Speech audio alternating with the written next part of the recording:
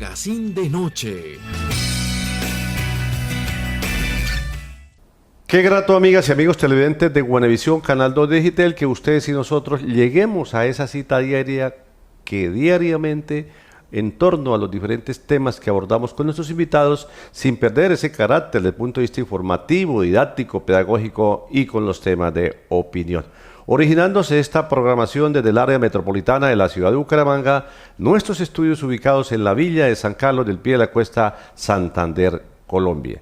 De igual manera, seguirles manifestando, amigas y amigos televidentes, a ustedes que lideran diferentes proyectos, diferentes actividades allá en las veredas, en los barrios, en los diferentes municipios a donde llega esta señal, línea de contacto vía WhatsApp del Magazine de Noche 316-7470-575, 316-7470-575, la línea de contacto del Magazine de Noche.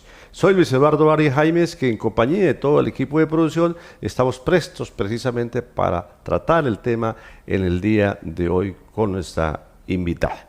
Hago referencia a Yoleidis Bravo, una diseñadora de modas, pero ante todo la parte humana, una historia bastante desgarradora, pero real, de lo que infortunadamente a veces en lo que hemos tratado con algunos temas de violencia de género, violencia intrafamiliar, de feminicidios, de intentos de feminicidios, en fin, todo lo pertinente, y pues queremos aportar precisamente con un testimonio, con un hecho de vida de lo que infortunadamente, tal vez a través de los diferentes medios de comunicación diariamente conocemos, pero otros que pasan desapercibidos por una u otra razón. Pues parte de lo que va a ser esta charla que vamos a tener con Yoleidis trata de eso, de ese proceso, pero ante todo superar una serie de circunstancias, de adversidades, de lo que a veces el ser humano bajo todo parámetro no tiene ni explicación ni justificación. Pues Yoleidis, bienvenida aquí a través de Guanevisión Magazine de Noche. Bueno, muchísimas gracias, de verdad me siento muy complacida por su invitación y darme la oportunidad de estar aquí y poderme expresar. A ver, Yoleidis, antes de entrar a narrar esa desgarradora situación que usted ha vivido y que lógicamente hablemos, Yoleidis, el por qué precisamente me dice esta cámara que siendo usted nativa colombiana, pero hubo una necesidad de desplazamiento hacia Venezuela, nuevamente regresa, en fin, narremos en otras palabras, ¿quién es Yoleidis? Pues sí, como usted decía, nací acá en Colombia, en Coloso Sucre, un pequeño pueblo cerca de Sincelejo, porque hay muchas personas que no saben ni siquiera dónde está. Y en el año 83, usted sabe los conflictos que hubieron, el conflicto armado, mi familia tuvo que emigrar a Venezuela. Y usted sabe que Venezuela siempre fue un país, y lo es, sigue siendo, con muchas riquezas, con muchos recursos naturales, y la mayoría de las personas o de Latinoamérica se iba a Venezuela a hacer vida, y efectivamente mi familia fue el caso. Allá mi mamá se casó con mi papá, quien me crió, mi papá de crianza, más que padre de crianza, lo siento, mi padre biológico, aunque no llevemos la misma sangre, todo lo que soy se lo debo a él. Mis estudios, parte de mi formación, valores y demás. Y bueno, gracias a Dios, allá transcurrió toda mi vida, mis hermanos, todas mis tías, mis primos, allá hicimos vida, mi mamá, pero en el año 2016 aproximadamente, la mayoría nos tocó emigrar. Y en este caso nosotros llegamos nuevamente acá a Colombia. ¿En qué estado residían después de ese desplazamiento de Corozal hacia Venezuela? Maracaibo, estado Zulia. Ahí pernotaron desde su vida, de acá de Colombia hacia allá. Toda nuestra vida transcurrió allá. Me dice esta cámara que usted allá adelantó estudios de lo que tiene que ver como diseñadora de modas. Sí, señora, ya me profesionalicé, estudié diseño de modas y otros cursos que eran como el complemento de mi profesión. Siempre me ha gustado lo que es el arte, siempre me ha gustado la parte humanística, ¿no? Y todo lo que podía hacer y lo que el tiempo me daba y lo que mis padres me daban la oportunidad, pues yo lo realizaba. ¿Hacía esa labor a nivel después de profesionalizarse individual o en alguna empresa? Toda mi vida he sido independiente. Cuando hablamos ya de ese entorno, precisamente ese desplazamiento que usted manifiesta, hicieron de Corozal hacia este estado y lógicamente tengo entendido que usted formó también un núcleo familiar. Claro, yo, bueno, me enamoré a temprana edad en Venezuela, tengo 3 hijas. Allá vivía sola en Venezuela porque a lo que yo tenía como 19 años mis padres se divorcian y yo me quedo sola en la casa que mi padre construyó con mis hijas. Hice mis estudios, las saqué adelante, todo fue difícil porque yo tuve que trabajar, estudiar y educarlas a ellas al mismo tiempo. Como le dije, me enamoré a temprana edad y eso interrumpió un poco mis estudios profesionales. Pero cuando yo me separo del papá de mis hijas y me veo sola, yo no quise seguir en esa situación. Yo decía, yo tengo que salir adelante. En ese entonces yo me desempeñaba como manicurista y yo tenía que pensar en que yo tenía que brindarles un futuro sólido a mis hijas, que ellas se sintieran orgullosas de mí, y es justo ahí donde tomo la decisión de tomar en serio mis estudios profesionales, universitarios, porque ya anteriormente me inscribía, dejaba los estudios y así, y empecé a estudiar diseño de moda. Y en esos momentos pues era otra situación en Venezuela, Totalmente. del cual pues como usted lo manifestaba, mucho colombiano se desplazó precisamente buscando mejores estares. Claro, es que en el año 98 el socialismo toma posesión de Venezuela. Yo era todavía una adolescente, pero justo en ese año me hice madre. Entonces digamos que los 25 años que lleva Venezuela de socialismo es donde comienza toda mi vida. Y aún en el inicio todo fue muy bien, porque es que el país no cayó en declive de un día para otro, eso se llevó bastantes años, ¿no? Y entonces era mucho más fácil, tenías poder adquisitivo, podías trabajar, podías estudiar porque el dinero te rendía más. En este caso, pues teníamos y aún se sigue teniendo la posibilidad de poder tener casas, y eso te hacía más fácil la vida porque tenías que pensar solamente en la alimentación, en sostener la casa y en las necesidades básicas, la cesta familiar, a diferencia de otros países tales como Colombia y el resto de los países. A ver, sus hijas le han acompañado de ese momento, aún en estos instantes están acá en Colombia con usted. Cuando tomó la decisión de emigrar acá a Santander, la mayor ya tenía 18 años y ella decidió quedarse, ya estaba enamorada, entonces ella, mami, yo no me voy, y también fue un riesgo, pero las 2 menores sí tomé la decisión de traérmelas.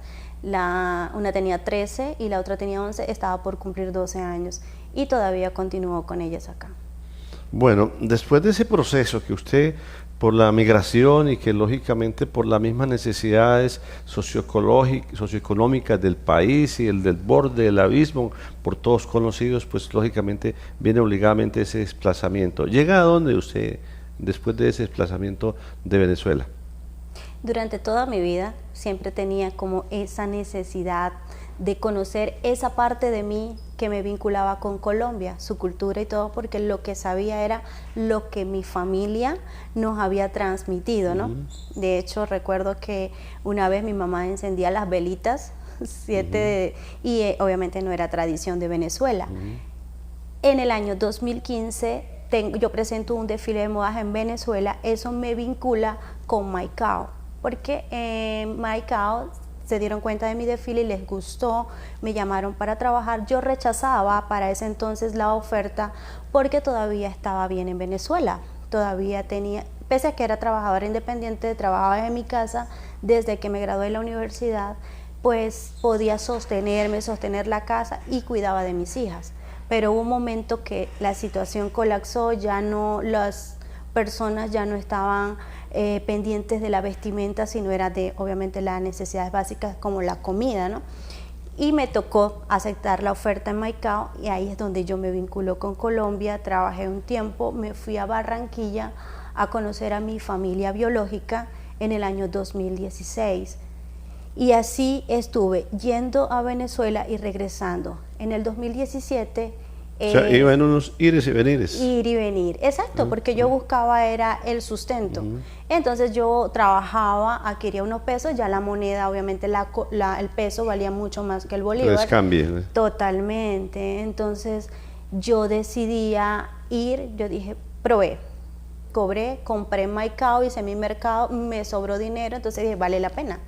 Aunque eran las primeras veces que yo me separaba de mis hijas desde que nacieron, pero ahí empezó los sacrificios, que millones de... Es decir, el desplazamiento que usted hizo hacia Maicao, pues sus hijas permanecían aún allá. Sí, claro, yo las dejaba con mi mamá porque era una semana, cuando mucho 15 días, y yo me regresaba.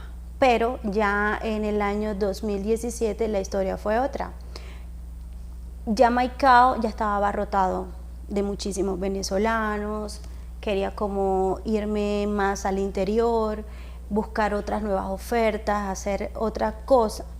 Y ahí es donde surge la invitación de un amigo venezolano, también de Maracaibo, que estaba acá en Santander, en Lebrija.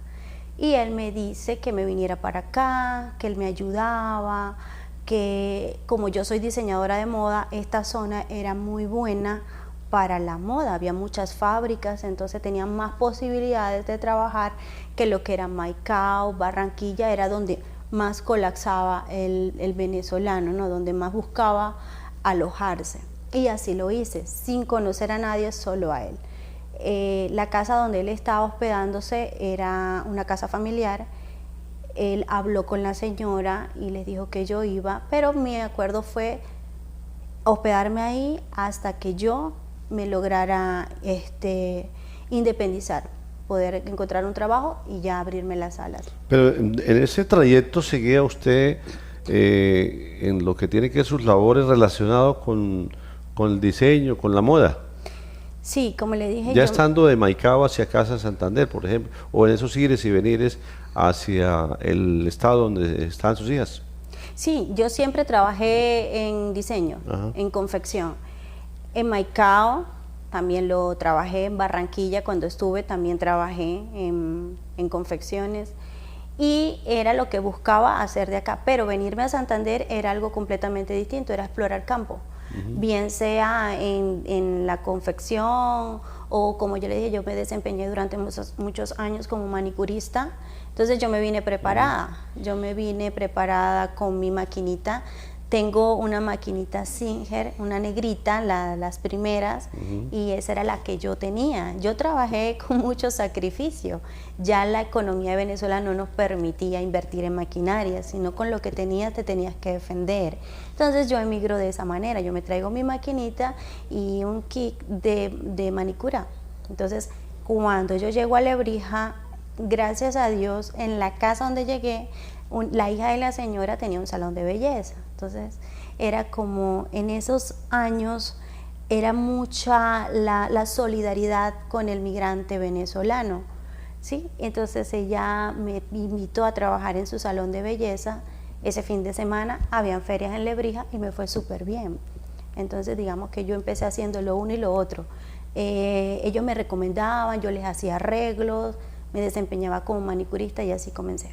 Y en ese trayecto todavía sus dos hijas menores no la acompañaban o ya la acompañaban, No. en la llegada a Lebrija, por ejemplo. No, porque cuando yo vengo acá a Santander, yo tenía que venirme sola. Primero era conocer, experimentar y ahí sí tomaba las decisiones si era necesario o era menester traérmelas, no asumir riesgos. Sin embargo, también fue un riesgo, pero gracias a Dios ya estuvieron bien. Llega a Lebrija, me dice. Pernota ahí en Lebrija, Sí, después del hasta el día desplazamiento de hoy. de Maicao hacia Lebrija. Sí.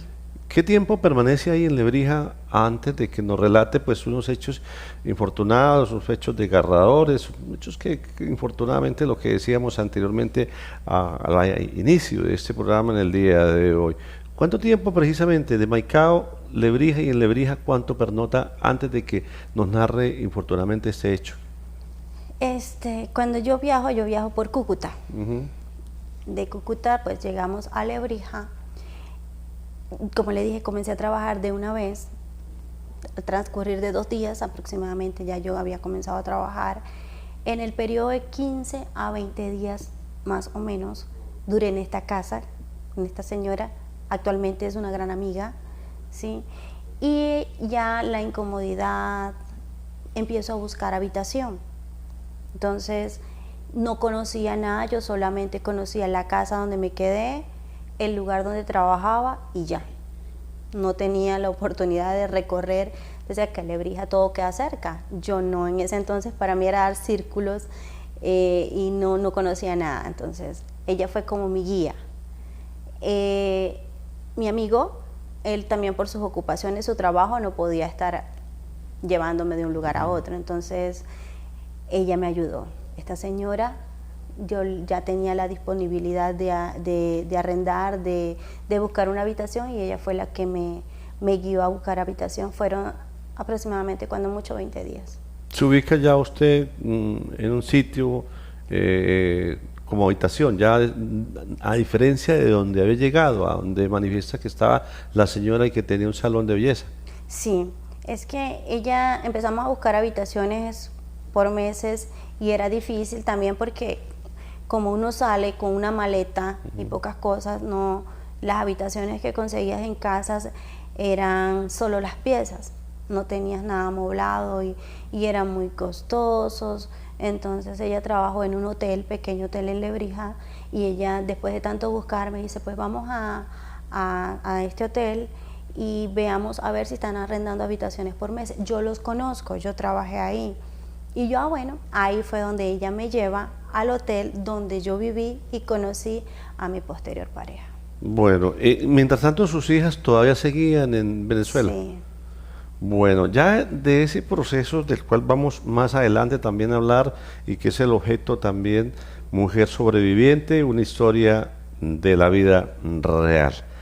A ver, Yoleidis, usted llega ya a ese hotel, toma una habitación, me imagino, qué sé yo, ¿sí? No. Ella llega y está el administrador, me presenta y le pregunta si tenía habitación por meses. Obviamente si tenía habitaciones disponibles, pero también era un costo elevado. Entonces ella me presenta, ella dice que yo era venezolana, que tenía poco tiempo, no conocía a nadie y que yo necesitaba una habitación. Ya todo el mundo sabía que si era venezolana no tenía dinero, estaba así trabajando con las uñas para uno enviar dinero a Venezuela y poderse sostener acá. Tal fue mi caso. Yo lo que empecé a trabajar primero eran mis hijas, era enviarles, y así era como uno se tenía planificado hacer. Presupuestado, los pocos o muchos ingresos. Uno se quedaba casi sin nada. Uno lo que hacía era primero allá, y ya uno verá cómo hacía uno acá, ¿no? Pero primero era allá. Este señor, obviamente en ese momento... El administrador a donde usted llega. El administrador, él me analiza, me mete conversación, me muestra la habitación, cómoda, sencilla, pero yo no podía tomarla en arriendo. Entonces él me pide un número de teléfono para ver si él conseguía por medio de otros contactos una habitación que fuera más fácil para mí. Y así lo hicimos. Yo le di el número de teléfono sin pensar más allá. Obviamente si no conozco, él sí conoce, era más fácil que él me enlazara. El mismo día en la noche, él me envía un mensaje. Yo todavía le comento a la señora, yo le digo, mira, me envió este señor y me dice... ¿A donde usted residía, la señora donde reside sí, aún? Y me hace una oferta muy tentadora. Me dice que yo le había caído bien, que yo le parecía que era una persona de confianza, que él necesitaba a alguien de confianza que se quedara trabajando ahí para él poder salir a ejercer otras labores, que me ofrecía trabajo a cambio de la habitación, que estuviera pendiente del cobro, del aseo y todas esas cosas. Y él me dejaba la habitación y al final de cada mes él me pagaba una suma de 300,000 pesos. Obviamente para el año 2017 era una buena oferta. ¿Era el 2017? Sí. Ay. Era el año 2017. Sin embargo, yo no lo acepté a la primera. Yo me lo quedé pensando porque yo siempre tuve desde pequeña que cosas buenas siempre tiene algo detrás, ¿no? Entonces pero también no conocía a nadie, también te necesitaba. Lo comuniqué con la señora, ella me dijo, bueno, pero está bien, y yo los conozco a ellos. Ya yo me congregaba en una iglesia, yo llegué, creo que fue como un miércoles, en viernes ya yo empecé a asistir a una iglesia.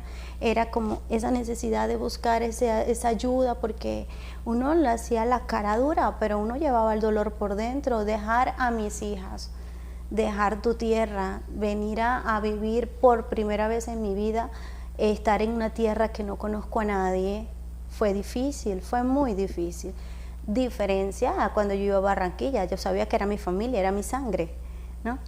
Entonces, bueno, a la final terminé aceptando su propuesta, y como a los 2 días me fui a vivir al hotel.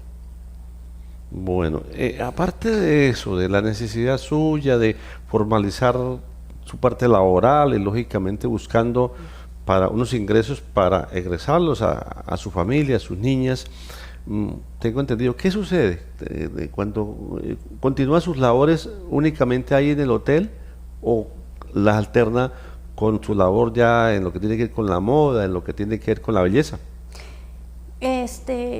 Cuando me conoce, yo le digo que era diseñadora de moda, le digo que yo traía una máquina, que si yo podía hacer unos arreglos que me fueran saliendo ahí.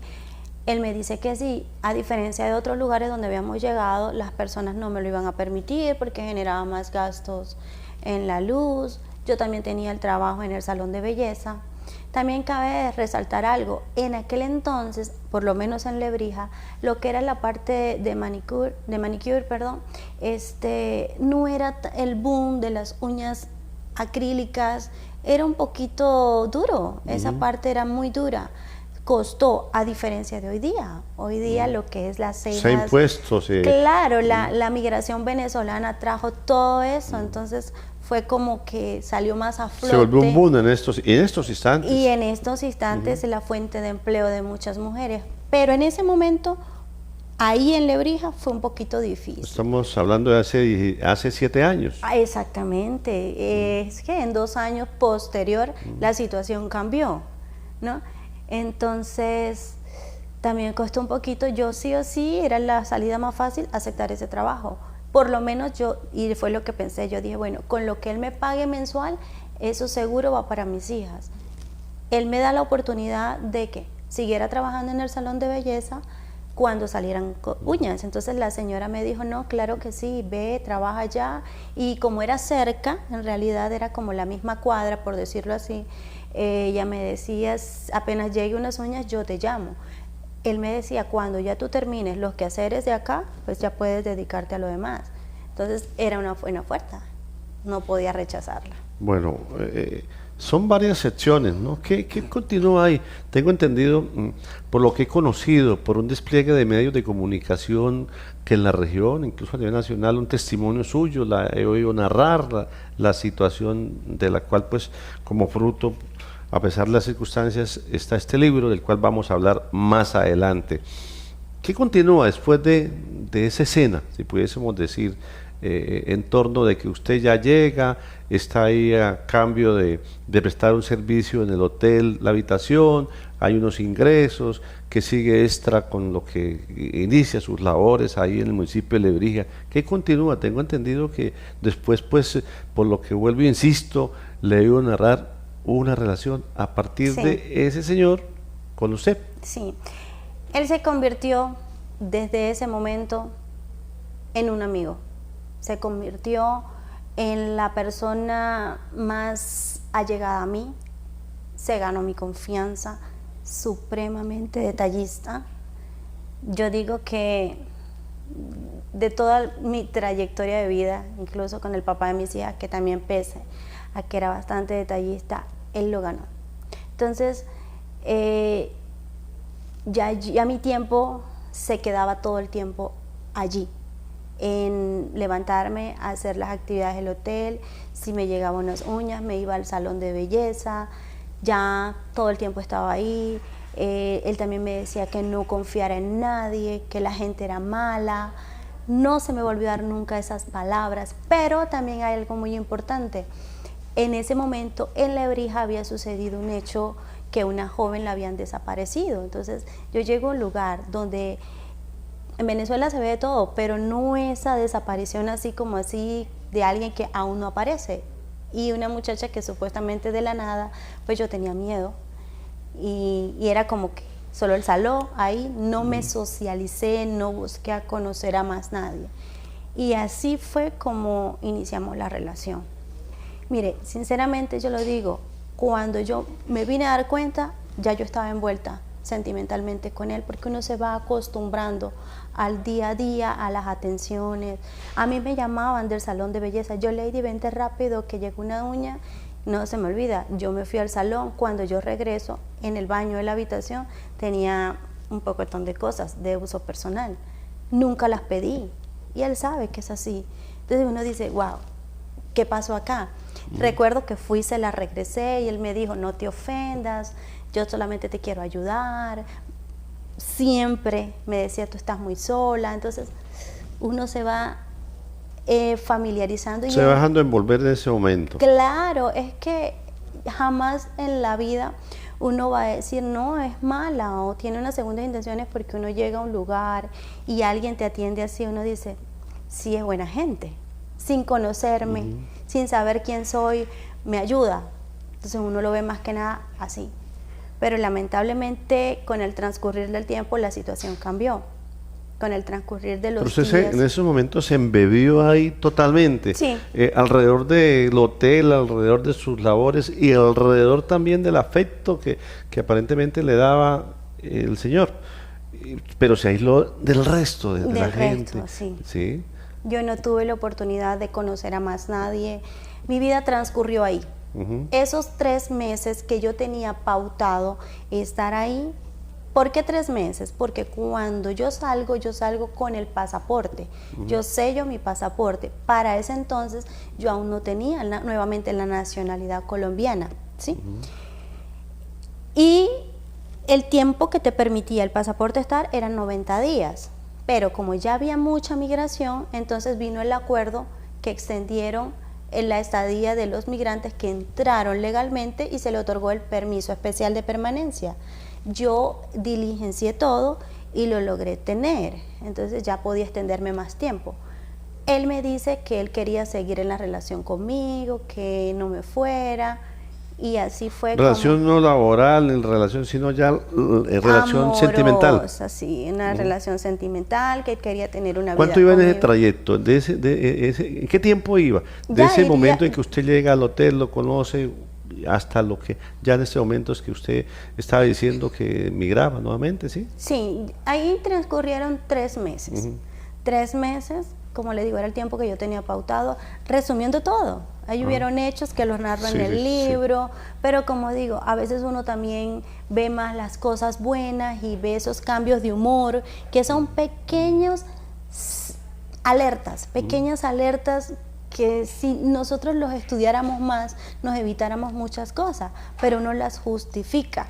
En mi caso, yo quería ser la Mujer Maravilla, yo decía, bueno, como yo asisto a la iglesia, yo soy cristiana, de repente es un cambio de carácter, yo le puedo ayudar, porque ya yo empezaba a notar esos cambios de humor, ¿no? Con el transcurrir de esos 3 meses. O sea, lo que él estaba haciendo en esos instantes de la solidaridad, pues mostraba a veces la realidad en escenas, en algunos momentos. No tan fuerte como lo mostró después. Pero usted decía, pues son cosas que se pueden ir acomodando, ir arreglando, en fin. Sí, claro, uno pensaba, como todo ser humano, tenemos nuestros cambios de humor, entonces yo pensé que era así. Ese en año, ¿me recuerda el año en que 2017. 2017. Específicamente ya estaríamos como en el mes de octubre del año 2017. Es decir, julio, agosto, agosto, septiembre, octubre. Ya para ese entonces era mi fecha de irme. Ajá. Y bueno, hubo un evento que transcurrió ahí, yo lo voy a omitir ahorita, está en el libro. Y sí, lo dejamos para que ya sí, vamos a comentar del libro y vea la expectativa que hay de esta vivencia, de lo que es historia de vida real. En ese entonces comienza una situación en Venezuela, mi familia me llamaba casi todos los días a ponerme quejas de mis hijas, de la del medio, tenía 13 años, entonces se estaba enamorando, tenía un ¿Cómo son novio. las edades de sus hijas? Para ese entonces la mayor tenía 18 años, la del medio tenía 13 y la menor tenía 11. Para el 2017. Para el Es decir, 2017. pues los amigos televidentes le sumarán y ahí sacarán Sí, las ahí edades. sacan la cuenta de la edad ahorita. Entonces, yo acá siempre fui mamá y papá y no podía tomar control de la situación. La sociedad venezolana, también cabe, es muy importante. Estos jóvenes que se formaron en socialismo, lamentablemente, muchos tomaron otro mal camino. Se acostumbraron a las regalías y estas El cosas. facilismo. Sí, señor. Otra mentalidad. Entonces, eso hizo la sociedad De que me tienen que dar. Sí, eso hizo la sociedad No que me den venezolana. la oportunidad laboral de producir, sino que me tienen que dar. No, y es que el gobierno cambió todo, cambió el sistema de educación. Entonces, ya las bases familiares, de valores y eso, lamentablemente se ha ido perdiendo. No digamos que en su 100%, pero Degradando, infortunadamente. Sí, la verdad es esa. Bueno, 3 meses. Y ella se enamora y era de un joven que andaba en malos pasos. En esa situación, yo acá, ella allá, yo el desespero, yo me tengo que ir, él acá, mamita, no te vayas, yo quiero que estemos juntos. Y yo no, primero son mis hijas, pero ves y tráetelas, arrendamos un apartamento, nos vamos a vivir. Entonces, todo eso hizo que yo tomara la decisión de irme y volver y traerme a mis hijas. Yo les planteo por teléfono, pero yo fui cuidadosa. Yo le dije a mis hijas que la iba a traer de paseo para que conocieran que yo había conocido a alguien acá. Para que la del medio, la que estaba enamorada, no fuera a tomar una decisión y se me fuera a ir con el muchacho. Yo al llegar a la casa viajé, le permití conocer al niño joven. En esos meses los aconsejé, me hice amiga de él, aunque ella tuviera 13, ya casi 14 años, pero es que yo tampoco podía, yo tenía que ser sabia. Entonces me las traje, sin más allá, sin más acá, sin pensarlo 2 veces. Yo dije, A las 2 menores. A las 2 menores, la mayor, como le dije, no se quiso venir, ya tenía su novio y se metió a vivir con el muchacho, tenía 18 años, entonces ella prefirió eso que venirse y hasta fue mejor. Ahora digo, fue mejor. Nos vinimos ya en noviembre del año 2017, ya yo estaba de vuelta acá, solo estuve, pongámosles 1 mes. Mientras yo allá gestionaba al retirarlas del colegio y todo. Ya yo acá había hablado y tenía ya un cupo asegurado en el colegio y me las traje. A lo que yo llegué acá a Colombia nuevamente a Lebrija, pasado 1 mes, esos primeros días todo fue bien, la atención con mis hijas. Yo siempre le dije a mis hijas estas cosas: no confíen en nadie, antes que nada yo soy su mamá. Si es cierto, yo tengo una relación con él, pero no puedo confiar completamente, y es porque, como le dije, ya yo veía cositas, pero tampoco pensé que con el tiempo la situación se iba a agravar de tal manera. Pero siempre fue esa alerta, y con mis hijas para arriba y para abajo todo el tiempo. Cuando yo regreso con mis hijas, yo tuve una oportunidad laboral mejor, ya enfocada en lo que es la confección en un almacén de Lebrija Central. Yo todavía hago trabajos de confección para ellos. Y la señora, pues, la dueña me dice, pues, cuando ya estés de vuelta, te vienes y eres la modista del almacén. Ya yo sabía que iba a llegar a trabajar. Uno siempre tiene un plan B.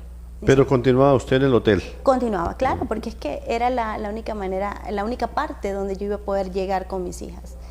Y así lo hicimos. Al cabo de 1 mes, póngale 20 días, él empieza a cambiar. Ya su actitud drásticamente cambió. Él me empezó a humillar por Pero estando ya en el apartamento.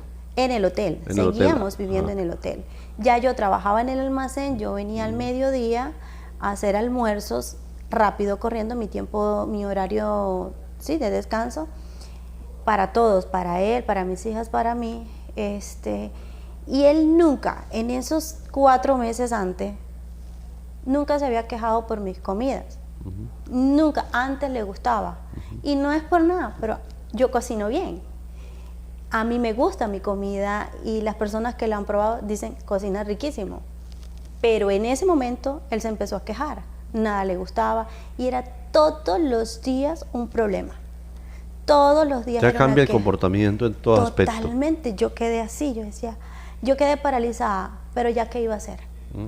Ya yo tenía que callar porque yo no quería que mis hijas se dieran cuenta de la situación. Ellas nunca habían visto un carácter y una forma de ser de alguien así.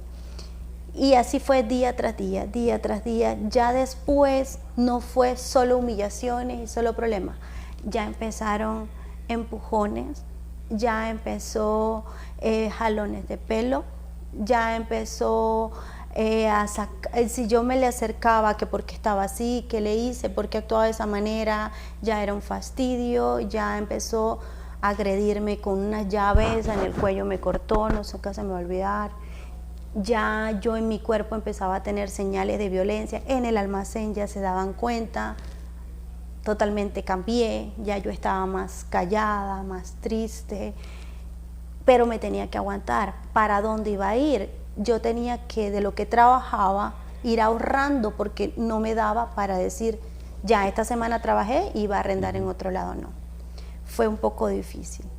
Comenzaron vías, de hecho, ya totalmente cambiadas, de la actitud de él para con usted, y las chicas permanecían ahí, sus hijas.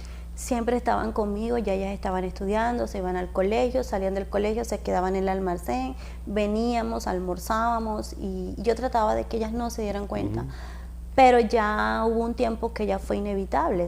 Ellas empezaron a notar que El algo maltrato ya pasaba. era relevante ante ellas mismas. Ya ellas empezaban a... Él nunca las maltrató a ellas, nunca. La cosa era conmigo. Ya tal fue la situación de que ya para el mes de febrero del año 2018 ya yo no podía aguantar más. Yo estaba muy mal. Explotando, como se dice popularmente. Sí, no, terrible, yo me sentía desesperada. Entonces tuve la oportunidad de arrendar un aparta estudio. Ya se me notaba que yo estaba sufriendo y todo yo lo callaba. Yo le decía a mis hijas que nadie se dé cuenta, que si de mi hija o mi mamá o alguien de mi familia, mis hermanos, no le fueran a contar nada, porque esa situación iba a cambiar, eso era temporal.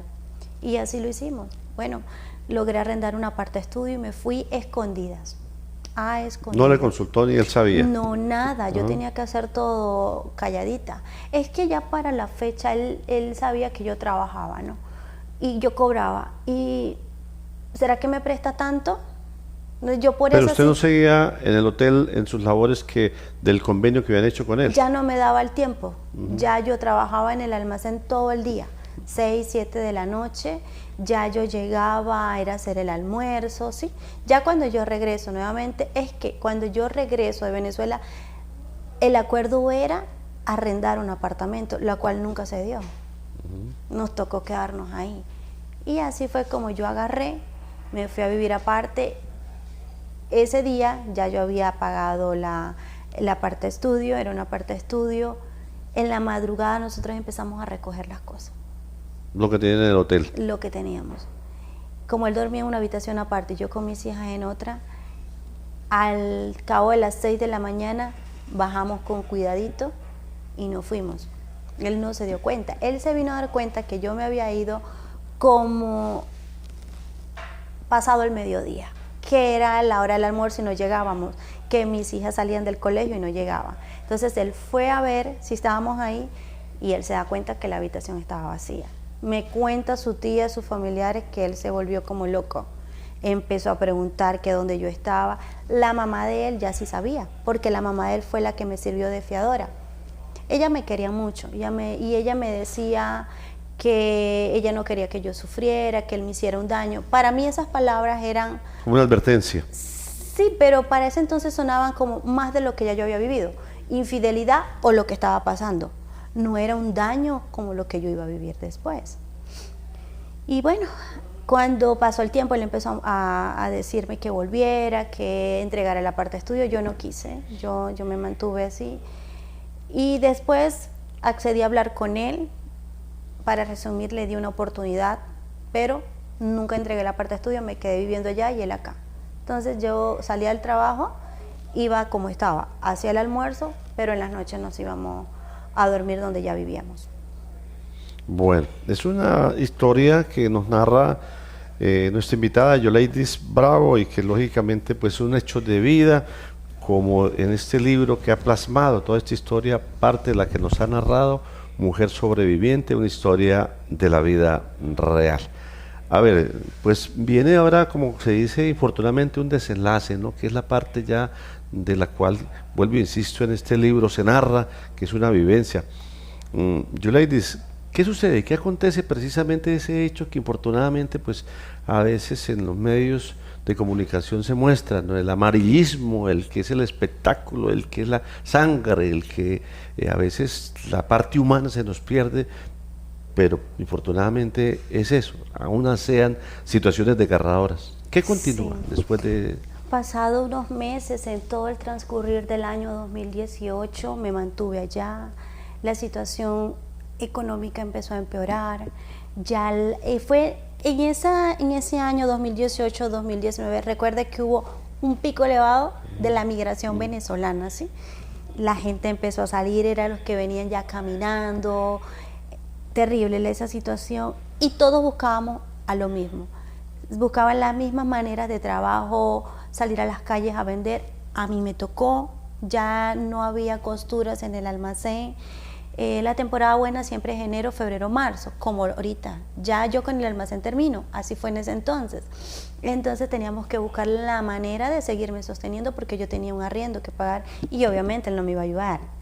Entonces nos tocó salir a la calle con mis hijas a vender postres, a vender arepas, muchas cosas, pero ya había muchísimos vendedores, sumado a los vendedores de acá.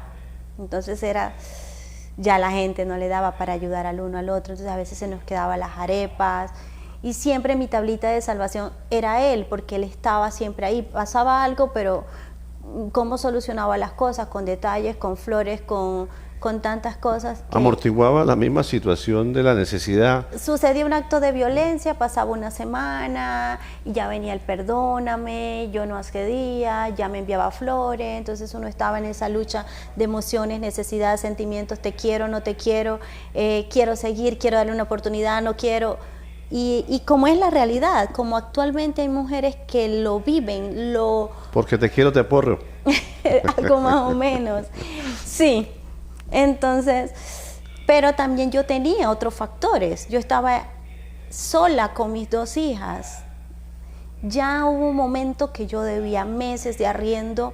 El señor del apartamento no me pedía inmediatamente porque él pensaba en mis hijas. Y es que una vez yo llorando le dije, por favor, deme la oportunidad. Espere, yo consigo un trabajo, yo le voy a pagar. Pero yo no quería irme a vivir nuevamente porque ya yo había salido por esos hechos de violencia. Pero también hacia dónde iba a agarrar.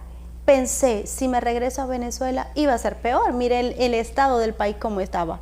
Sí, teníamos una casa allá, tenía mis corotos, cama, aire acondicionado, todo, pero ¿de qué nos servía? ¿De qué? Si era volver a más de lo mismo y era peor porque la situación económica era desesperante, mucha gente comiendo de la basura. Si ya nos tocaba tener a veces un día sin nada que comer, un año antes, imagínense en esa situación, aguantaba acá, yo prefería aguantar acá y en su defecto asegurarle también un plato de comida a mis hijas acá, prefería volver con él, pero que mis hijas estuvieran bien. Para mí eso fue lo más importante en ese entonces. Podemos hablar de un contraste, de un sacrificio. Sí, sí, porque ya uno como mamá, hay mucha gente que juzga, no, pero yo hubiese hecho, no, mentira, yo hice de todo.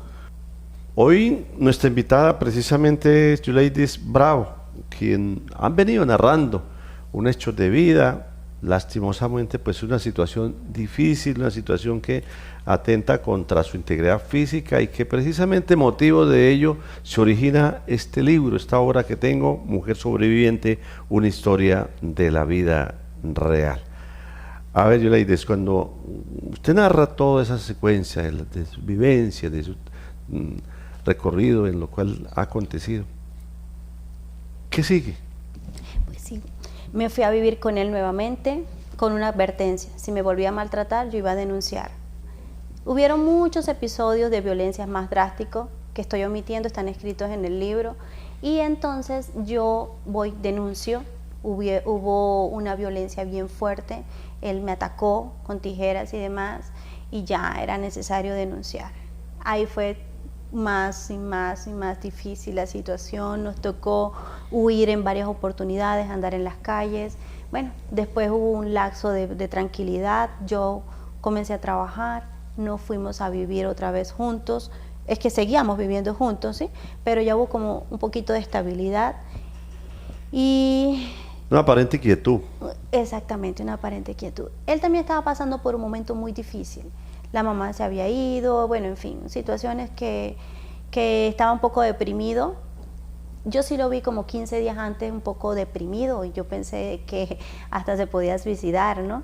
Y hasta me preocupé, le empecé a tener como, me dio compasión y no lo dejé solo cuando más me necesitó.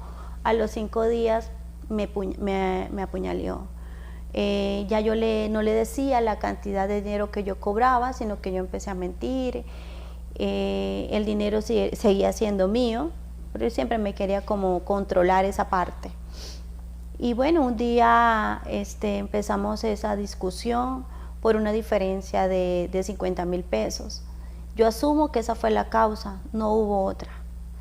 Y ese día recuerdo que él me dijo que si así como yo le decía mentira, le podía poner mozo, le ponía mozo.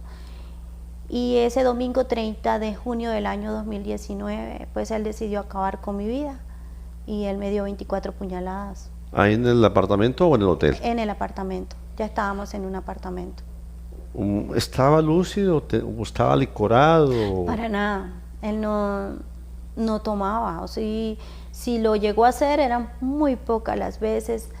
Él tenía los problemas de ira, su ira, pero ese día la verdad yo no sé, no encuentro una justificación por qué lo hizo. Pero ya venía un proceso y explotó en esos instantes. Pues sí. Cuando hablamos de 24 puñaladas, pues es algo aterrador.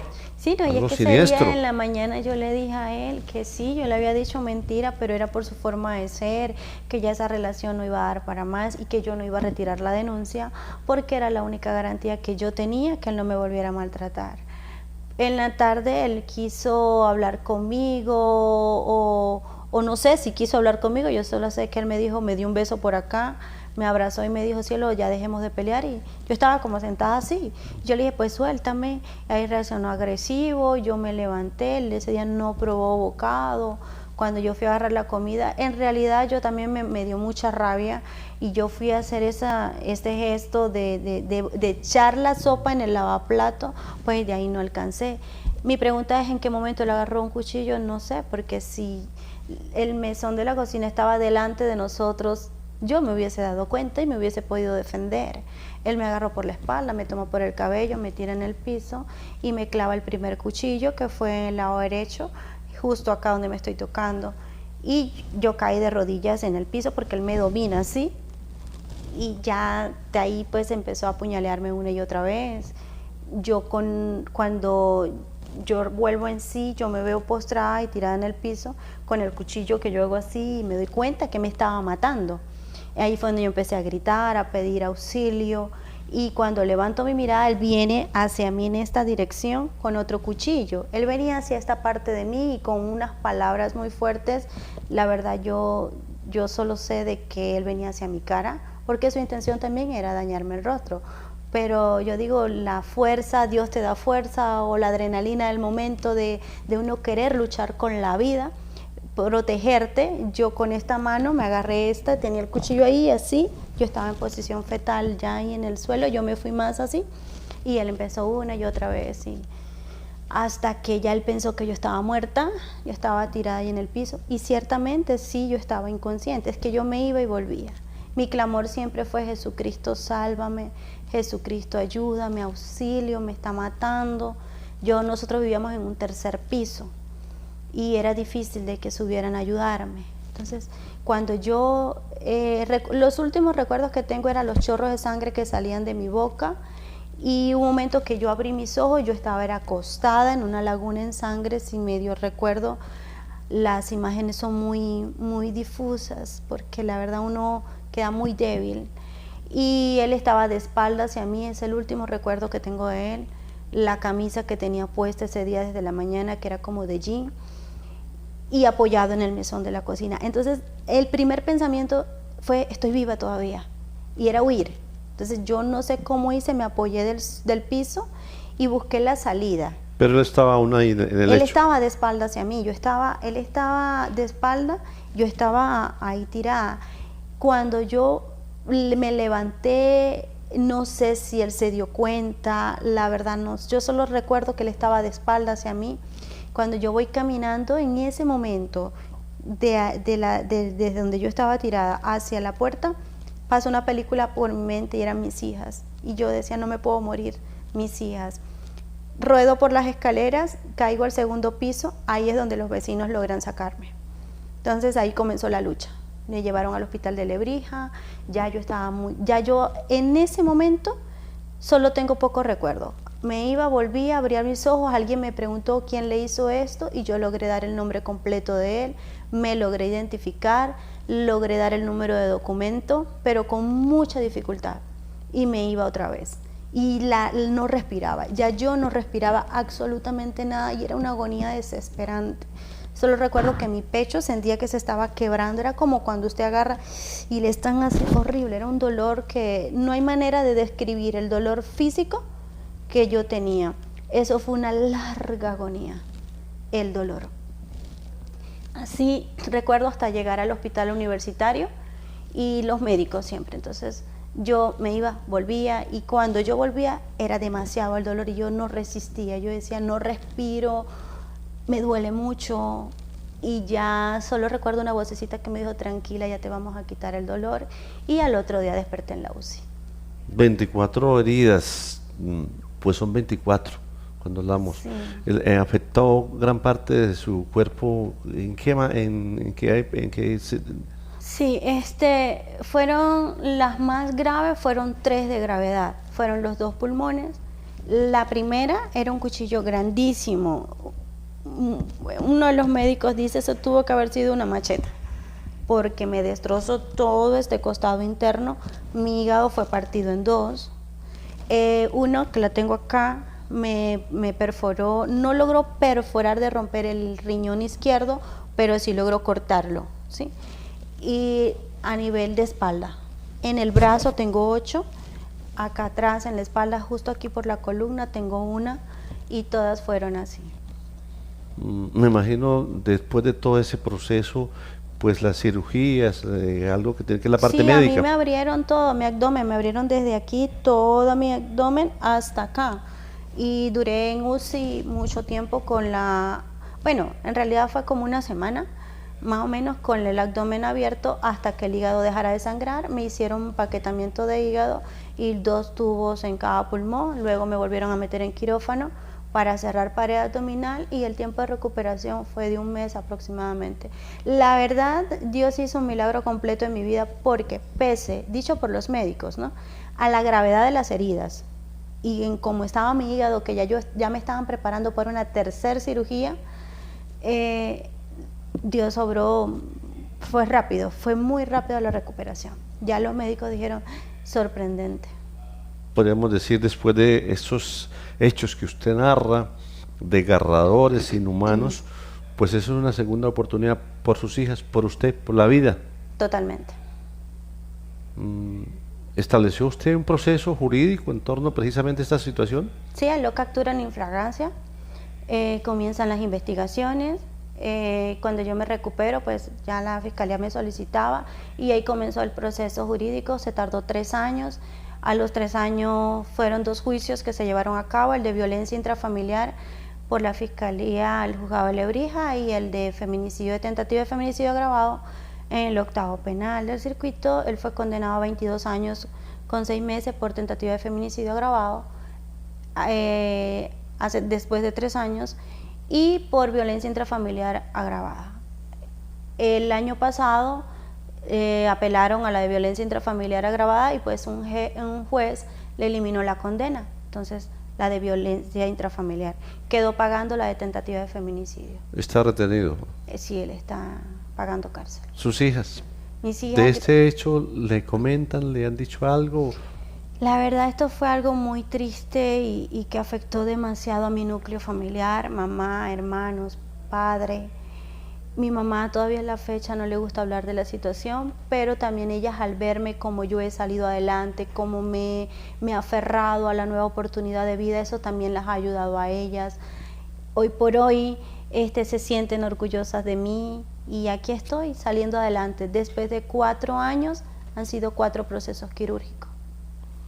Pues lastimosamente esta situación de intolerancia, de violencia interfamiliar, de lo que usted dice, el maltrato de género, el maltrato de toda índole, veo que precisamente, como lo decíamos, en esta obra, Mujer Sobreviviente, una historia de vida, narra parte de los hechos de los que nos ha contado el día de hoy, pero también otros que van y que sirven precisamente de eso, como ejemplo, como prevención, en todo aspecto, en el aspecto humano, en el aspecto de familia, en fin, todo lo que tiene que ver. ¿Por qué decide plasmar eso en esta obra, esa historia suya? Como usted lo acaba de decir, no es fácil escribir eso porque tampoco es fácil exponer mi vida, ¿no?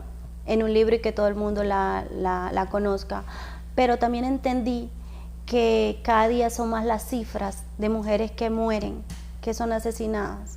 Por eso que usted dice, por la intolerancia, por celos, mujeres que piensan de que si no pueden seguir adelante y que él me ama, yo lo amo, él va a cambiar. Entonces yo tomé la decisión de que yo tenía esta nueva oportunidad y si yo escribía el libro yo podía ayudar a estas mujeres a que se vieran reflejadas ahí, a que se identifiquen con esos actos de violencia, porque fueron muchísimos. Usted al leer el libro va a encontrar muchos actos, entonces yo dije, pues no voy a omitir casi nada. Omití algunos porque fueron muy fuertes, de verdad lo que me tocó vivir fue muy duro, me ha tocado hacérmela fuerte para no quebrantarme y una y otra vez al contarlo, pero yo sé que si por medio de este libro yo voy a poder ayudar a otras mujeres a que tomen una decisión, pues valió la pena entonces todo lo que sufrí.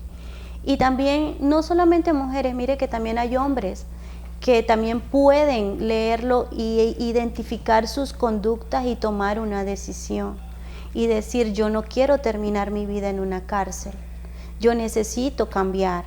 Y también otra parte que también me ha costado mucho es la del perdón. Me ha tocado perdonar. Si yo no perdono, Dios no me perdona. Entonces, si la palabra lo dice, por cuanto todos pecaron, están destituidos de la gloria de Dios. Entonces, hoy por hoy yo, Ladies, me siento en paz y él está en una cárcel, esa es su culpabilidad.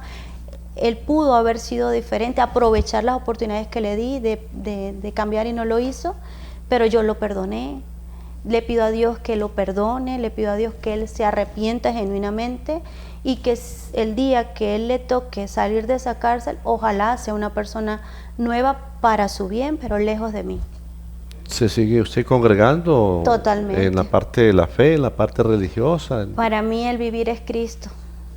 Yo sí, verme la agonía, la lucha con la muerte y saber que hoy por hoy estoy aquí, estoy hablando, es gracias a Dios. ¿Qué significa para usted, después de esta situación acaecida, acontecida, el que nuevamente esté con vida, pudiésemos decir una segunda oportunidad, como lo decíamos anteriormente, para sus hijas, para usted misma, para la sociedad, para ejemplo de hechos de vida?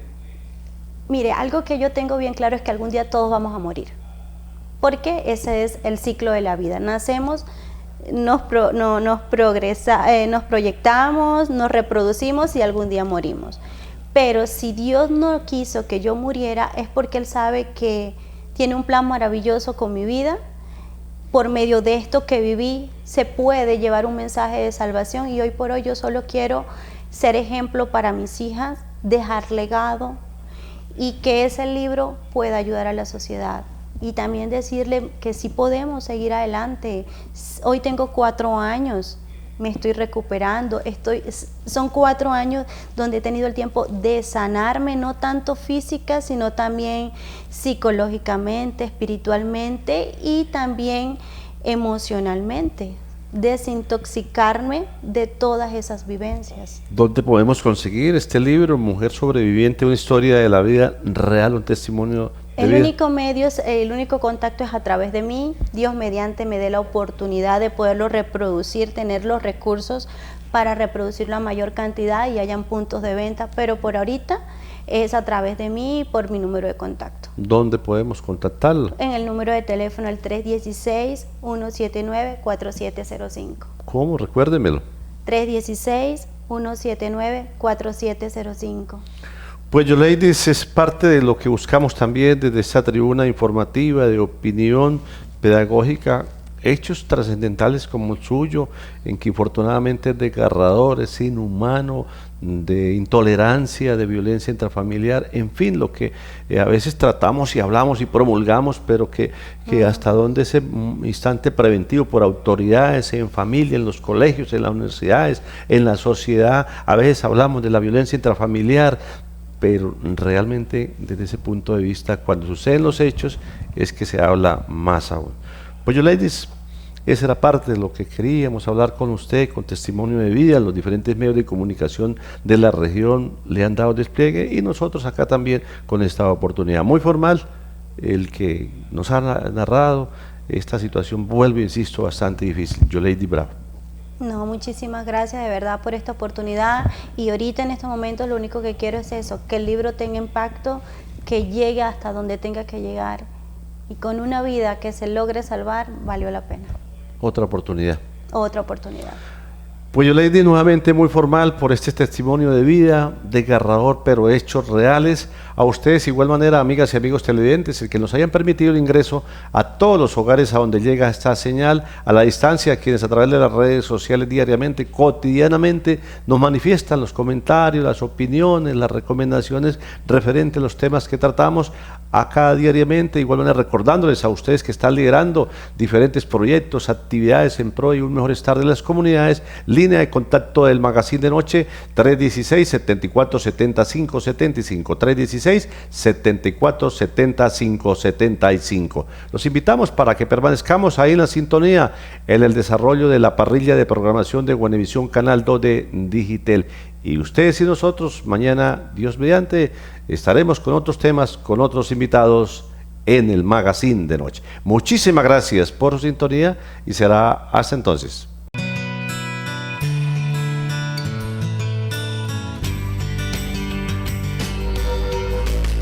Magazine de Noche.